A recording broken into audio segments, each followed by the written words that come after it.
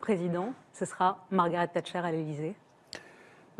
Pourquoi toujours comparer les choses avec des personnages qui ont vécu dans d'autres pays il y a 30 ans? Parce que c'est vous qui le dites. C'est Non, vous qui non, dites non, que... non, c'est pas tout à fait ça. Vous dites Ce que sont vous mes l'admirez. adversaires qui ont cru être désagréables avec moi en me disant que j'étais thatchérien. Et j'ai répondu que ça me faisait plutôt plaisir parce qu'au moins elle avait laissé la marque dans l'histoire de quelqu'un qui avait adressé son Vous pays. le disiez, Mais la François Fillon, comparaison... en 2014, Non. vous disiez, je vous cite, Oui. vous disiez admirer Margaret Thatcher. Oui, je l'admire parce qu'elle a laissé une trace dans l'histoire comme quelqu'un qui a redressé son pays. Quand on regardera l'histoire de France et qu'on parlera de François Hollande, je doute qu'on trouve sa trace comme quelqu'un qui a redressé son pays. Je trouve que c'est un pays que je connais bien.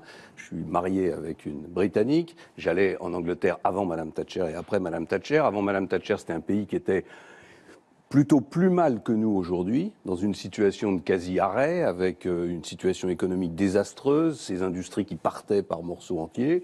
Bon, avec les méthodes qui sont les siennes, avec une histoire qui est différente, elle a redressé son pays. Et tous ceux qui lui ont succédé, M. Blair et les autres, finalement, ils ont assez largement profité Margaret de Thatcher, son... Voilà. c'était aussi, et c'est pour ça que la référence et votre admiration, quand vous dites c'est un compliment... J'admire oui, aussi Churchill, j'admire aussi le général de Gaulle, oui, mais j'admire en aussi... l'occurrence, Margaret Thatcher, pour les Français, mais pour les Britanniques aussi, c'est aussi les grèves de la faim, c'est celle qui a laissé mourir Bobby Sands pendant 66 ans. C'est la poll tax. C'est aussi une femme qui a été élue 3 fois.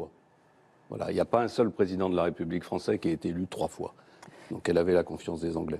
Quel président serez-vous? On continue là-dessus avant de venir vraiment à l'actualité. Il y a eu toute cette semaine un débat sur les alliances